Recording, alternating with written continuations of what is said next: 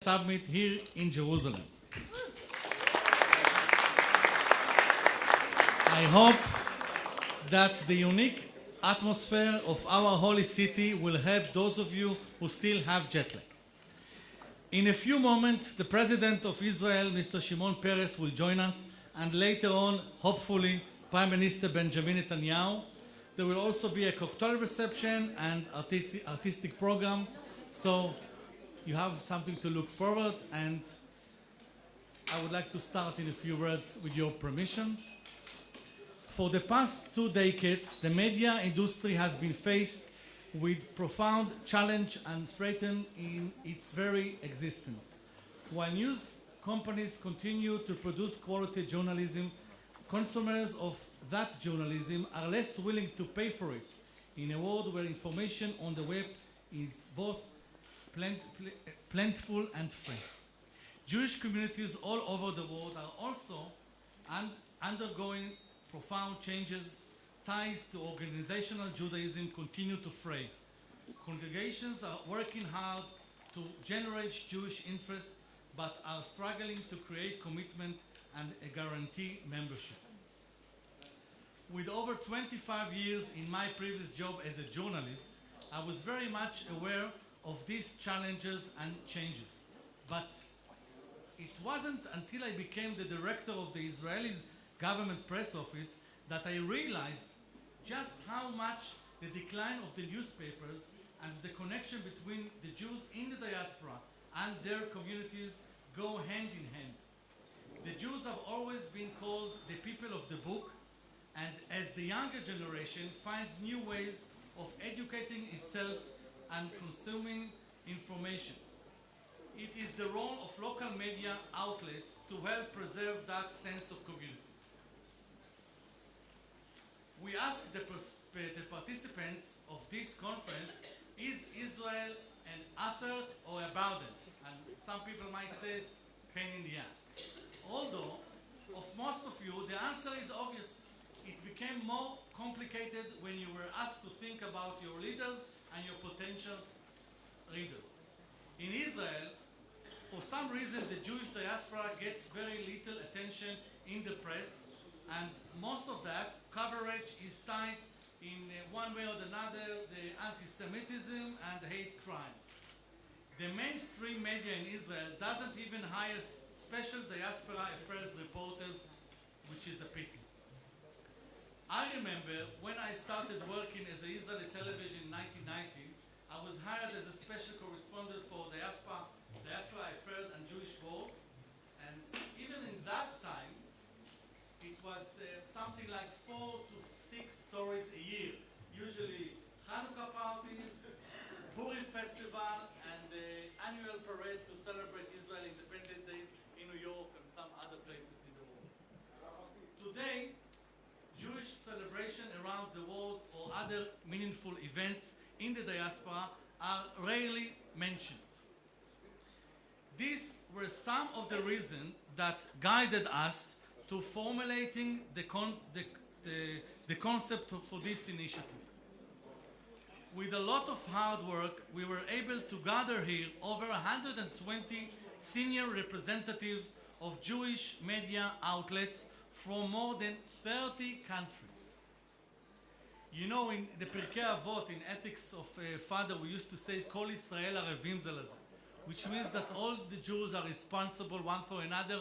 I'm sure that all of you will agree with me that all journalists, either Jews or not Jews, are responsible, you know, to be freedom of speech, freedom of journalism, and get it first, but first get it right. So I think that at the end of the day, we are all one family, all one nation, and I hope that you will find the next couple of days insightful, that learning from colleagues and sharing your own challenges will inspire you how to better deal with them, and maybe even adopt new strategies. Our first achievement at this conference is its very existence, and I'm hoping that this gathering will turn into, at very least, a biannual tradition every 2 years. This is the aim. This is the goal. I wish to thank all the GPO's partners that help us in putting this conference together, the Foreign Ministry, the Jerusalem and Diaspora Affairs Ministry, the Tourism Ministry, the JNF, the Jewish Agency for Israel, and all the others. מחיאות כפיים. Thank you. Thank you, and have a productive conference. תודה רבה. And now we will do the rehearsal in order to get our president. So please close your mobile and be ready to have him. And before we start, where is David? David, where are you? Okay, so David Horowitz, the editor of the Times of Israel, he will be the journalist who will conduct the press conference. And okay, ladies and gentlemen, please stand up for the President of Israel, Mr. Shimon Peres.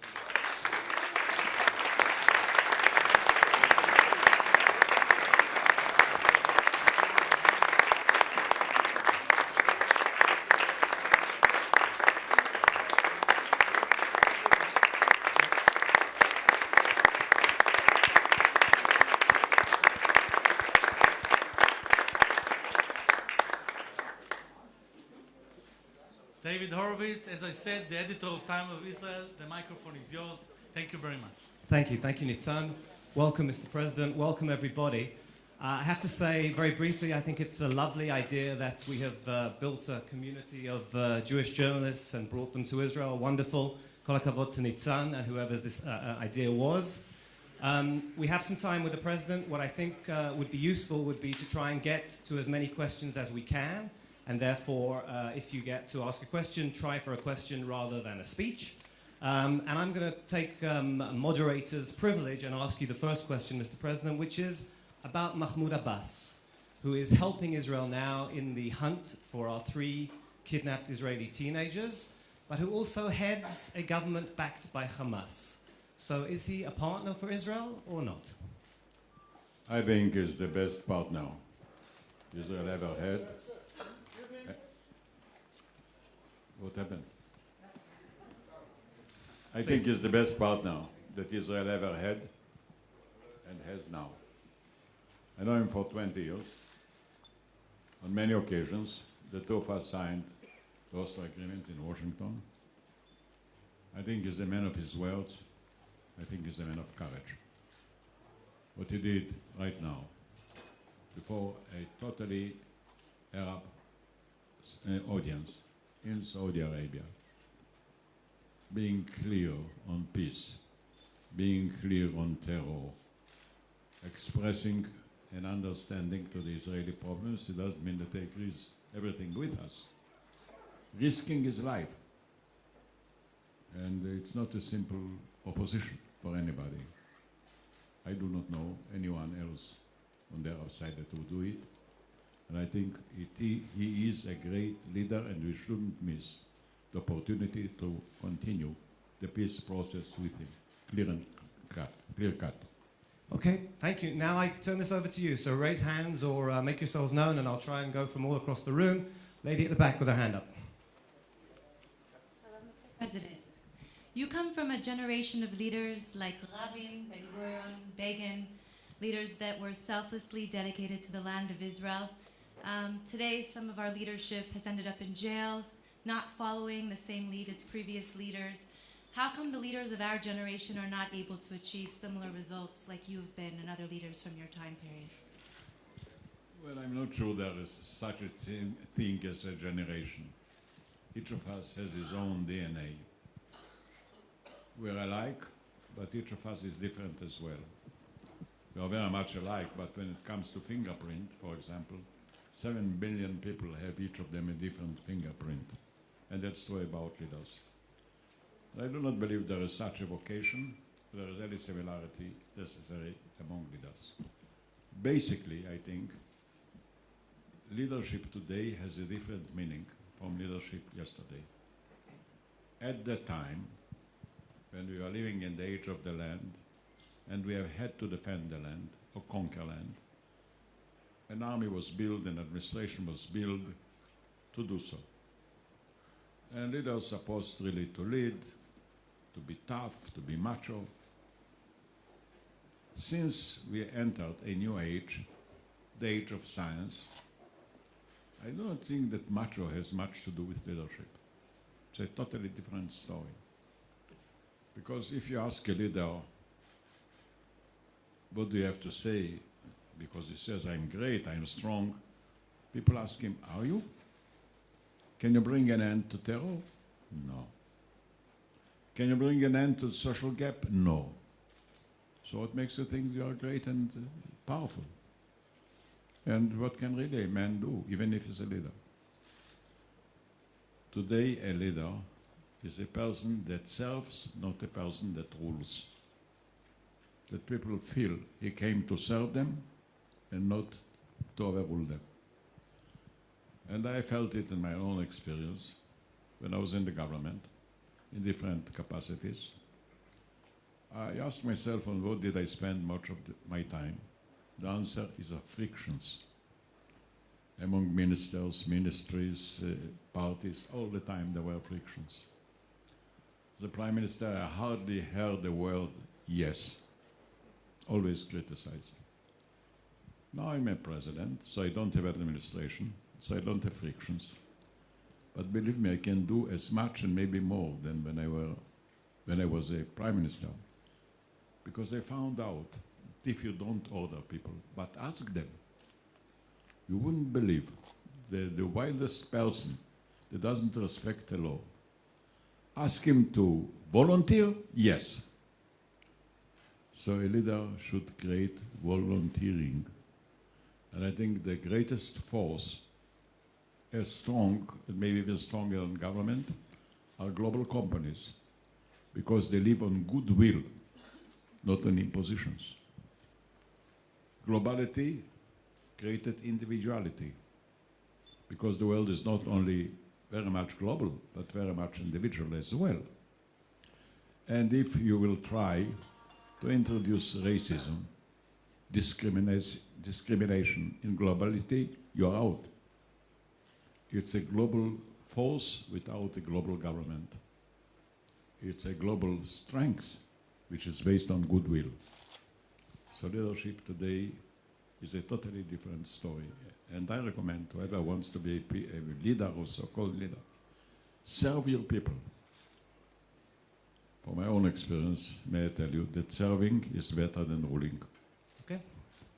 Thank you. Next question. This side of the room, somebody. Yes, gentleman with your hand up there. Introduce yourself, I think. That would be nice as well from now on, please. Ben Sales, JTA.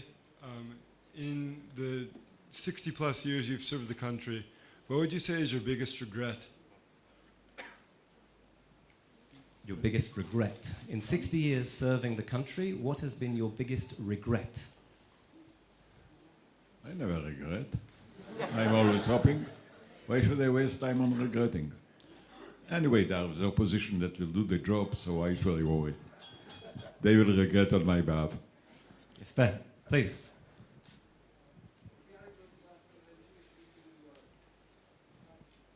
Just a sec, Gary. That's okay, I can repeat the question, Gary.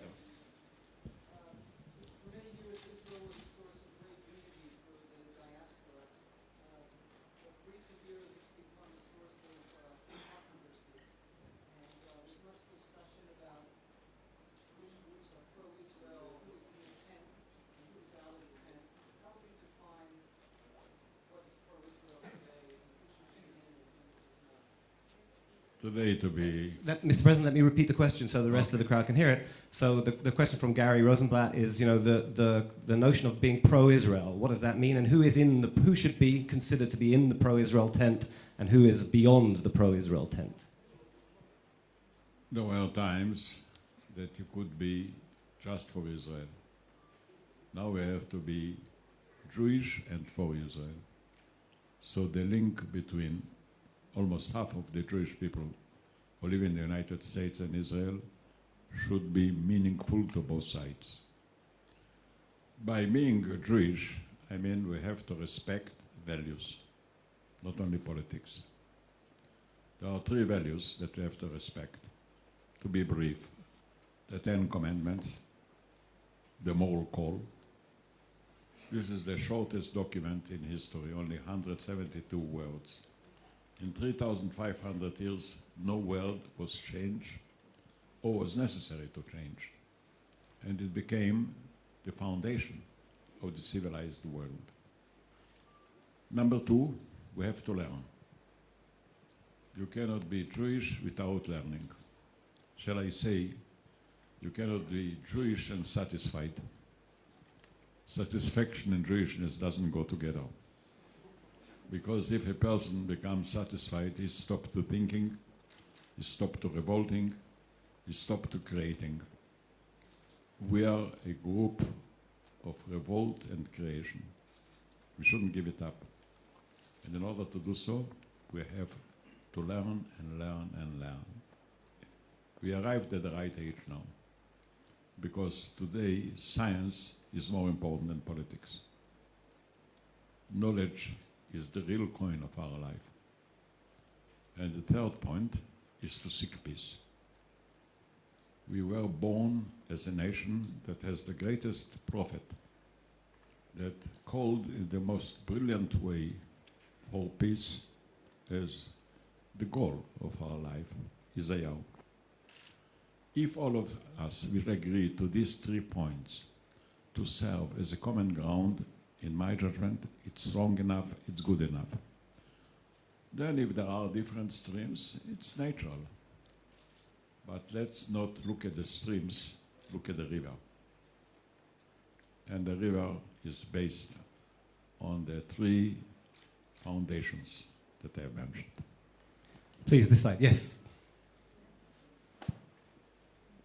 Hi, Mr. President. My name is Diego Melamed from Argentina, the country of Pope Francis. How do you think the Pope will help in the Middle East peace environment? And what are the next steps in his involvement in the Middle East peace process? The Pope Francis. How will Pope Francis help in the Middle East peace environment? The Pope. Diego is from Buenos Aires. Oh, so yes. what You is produce the Pope. Okay, thank you. I think he's the best Pope the Jewish people ever had in 2,000 years. For 2 reasons. He brought back to religion its spiritual meaning rather than the administration strength. He's a Pope of values, not a Pope of power.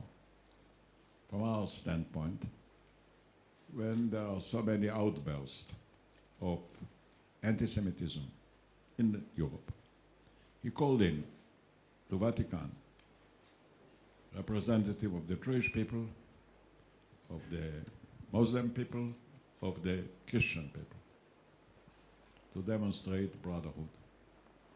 As he called it, to call the Jewish people, you are my oldest brother. I must say, he's a person that creates trust and sincerity and courage. We answered all what we asked for. For example, we didn't want that this process will take place at the church, so he agreed to do it in the garden. There weren't any symbol of religions, neither crosses or anything else. And it was really a demonstration what religious can serve positively. Because unfortunately, terrorists are hanging on religious too. The lord of the terrorist has a sword in his hand, and they say, call them to kill. For us, this is not a lord, this is a devil. And this really demonstrated the real meaning of what is believing in heaven. To seek peace, to have tolerance, to keep your tradition, to prefer your values. In my judgment, it was a great event. Also, Stalin said that the Vatican doesn't have divisions Stalin did have divisions, so what? Okay, we'll take another question from the back. Lady there with the hand up. Introduce yourself.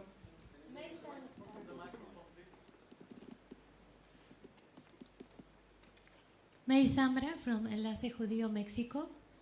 What is the importance of Latin America now for Israel? And the other question is, what would you advise Mr. Rivlin now that he is the next president? The echo is not so good. Oh, sorry. The question comes from Mexico. So, what is Latin America's relationship and importance now for Israel? And because she's a journalist, she asked two questions. And the second one is your advice for your successor, Mr. Rivlin. I just visited Mexico, and I visited the new president. We cannot speak about Latin America because there are different countries. Venezuela is not like Mexico, for example.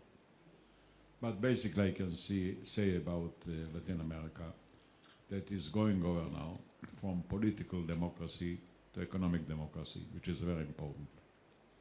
Politics is for leaders, economy is for people. And they begin to take care of people. I think it's a healthy development. And I think also that they escaped the simple proposition that Uncle Joe is dangerous, and it doesn't exist. They have their own trans-Atlantic connection. They build their own connection too. There is a phenomenon which is a little bit sad for us. The number of Jews in Latin America declined. The number of Arabs increased. But many of them are Christians and Lebanese. I was myself surprised when I visited Brazil. And I got an exceptional reception. There were two speeches, one on behalf of the Senate and one on behalf of the House of Representatives. I learned later that the Speaker of the Senate was an ex-president of Brazil, and the Speaker of the House of Representatives was from an Arab origin. I must say that his speech wasn't second to the speech of the President when it comes to Israel. And then everybody embraced me and kissed me. I thought maybe I'm at the wrong place. But what I think, from our standpoint, is we have to develop good relations with the Arabs who live in those countries too. Because in many countries, the Jews and the Arabs in Latin America have good relations. Actually, I was invited to have lunch with the three persons that were the committee to prepare the Olympiada. Well, two of them were Jewish, one of them was Arab. I felt at home. So Mr. President, sorry, I just didn't want you to leave out the second question, which is your advice for your successor. I don't think he needs my advice. He's a grown-up person. He has his own experience. And anyway, I don't think he has to be like me. He has to be like him. There is no characteristic how to be a president. President is very personal. And I think that my successor is blessed with all the necessary qualities to be a president. Okay, please. Just go back. There's a microphone behind you. If you just take a few steps back. Carole Azoulay מצרפת, Actualité Juive. You can translate in English? I'm sure the president understands, but you're saying No, but for the rest of us. So you're The from. problem is to hear, I don't have any problem So with I'll French or English. translate and repeat. So you're Okay. Caroline, and you're from France. From France. Okay, good. Yep. שלום, מיסטר פרזידנט.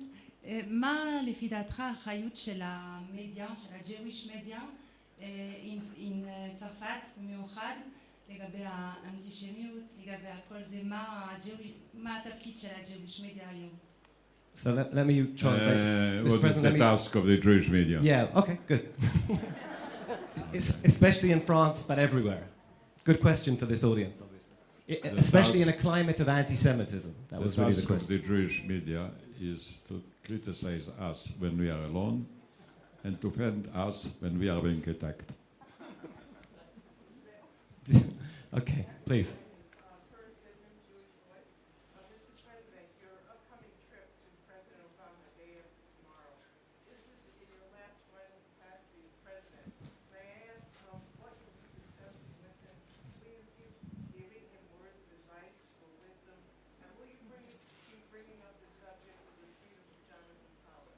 I'll repeat the question. You're going now for your final visit as president to see President Obama.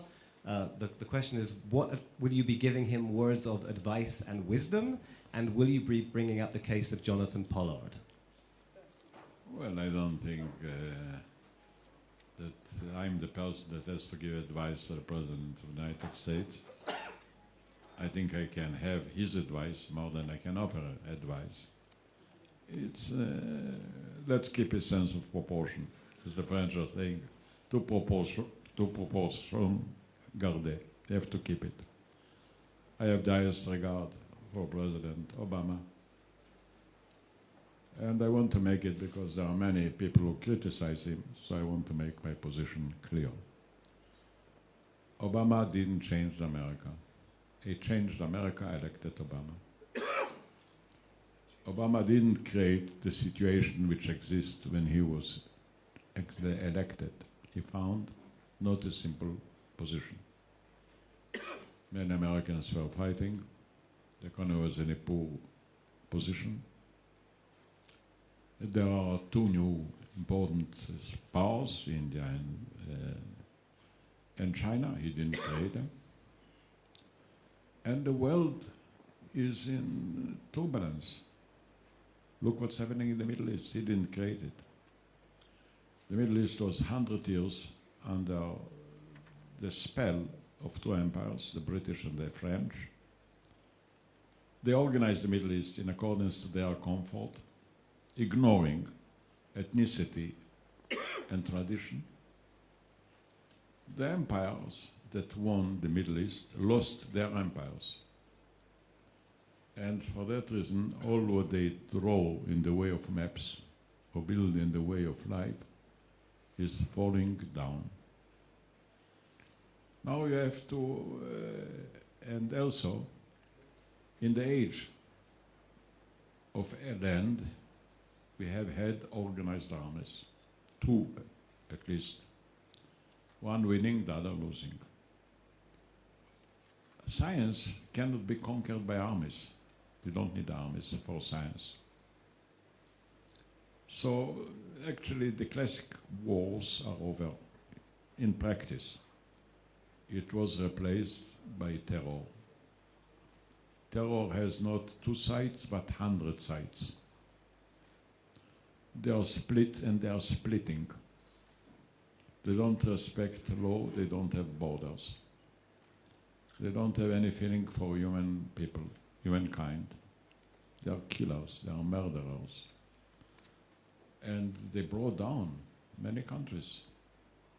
You know, there were times that maybe countries hoped that they can achieve with terror things they couldn't achieve with wars. Today they know terror was a boomerang. They destroy country after country. Look at Syria, look at Iraq, look at Lebanon, look at Yemen, look at Libya, wherever you move. And it's very hard to fight them because they are spread all over the places. They are small, tiny groups. 10 or 15 people can come to New York and kill 3,500. And until you discover where they are, who they are, even like in our case now with the 3 boys that were kidnapped. So we have to think how to handle it. I don't think that terror can win, but it's very hard to win over terror.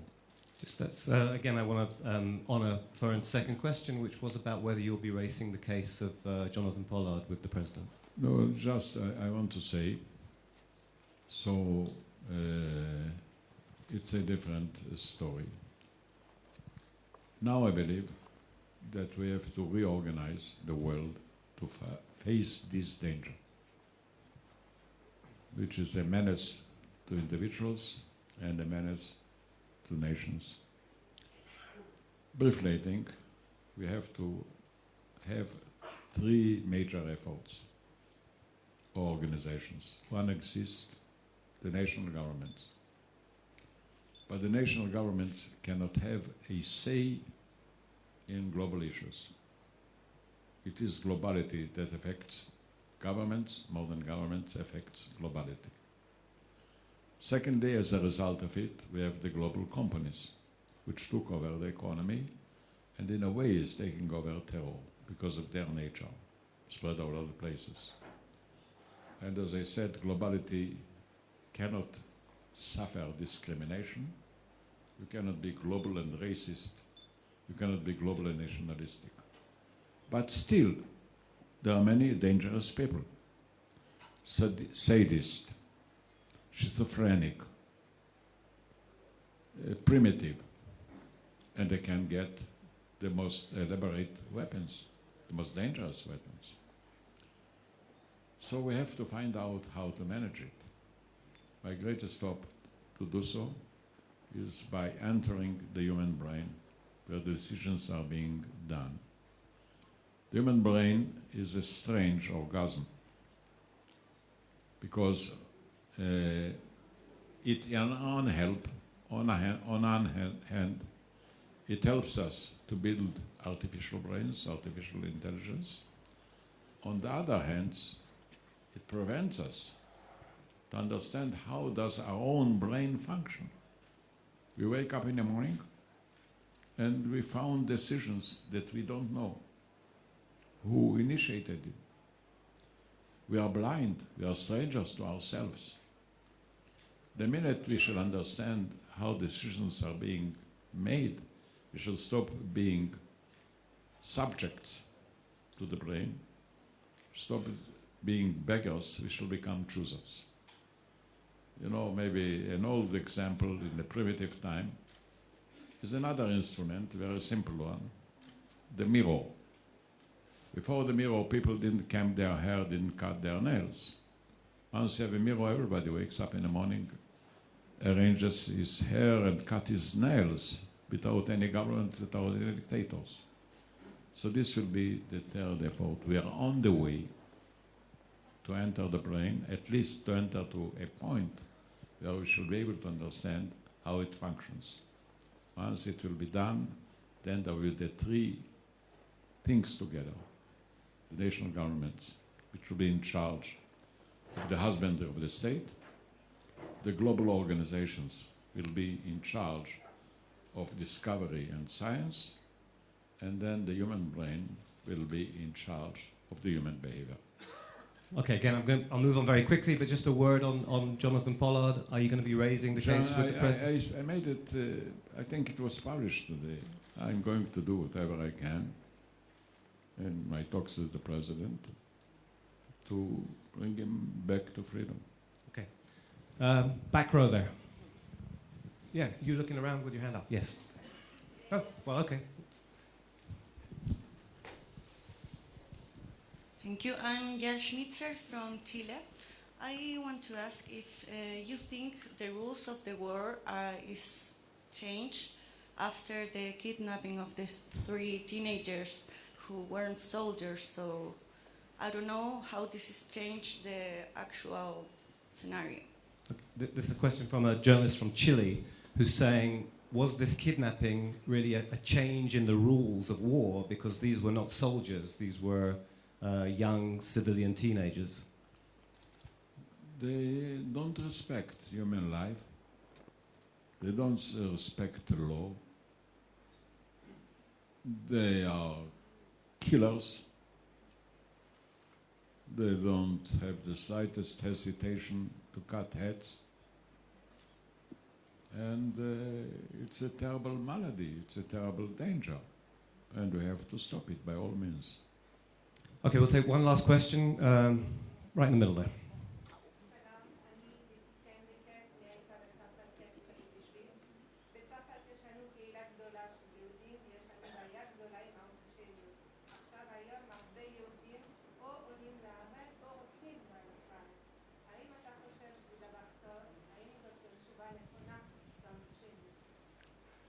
Can I just... Can I, מונחת בשאלה.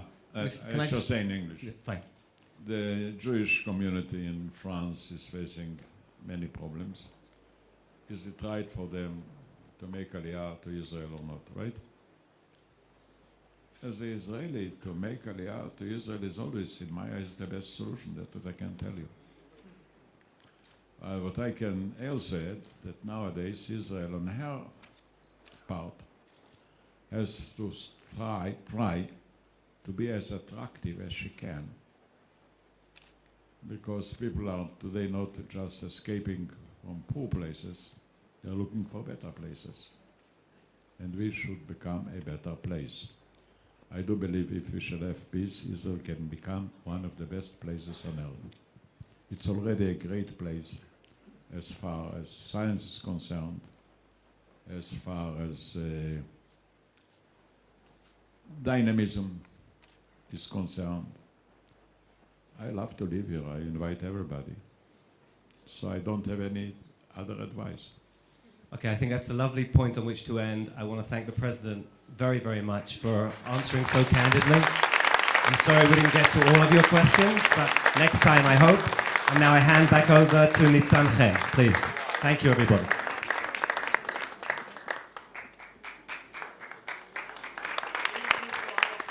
For more than 60 years of service in this country. Thank you very much.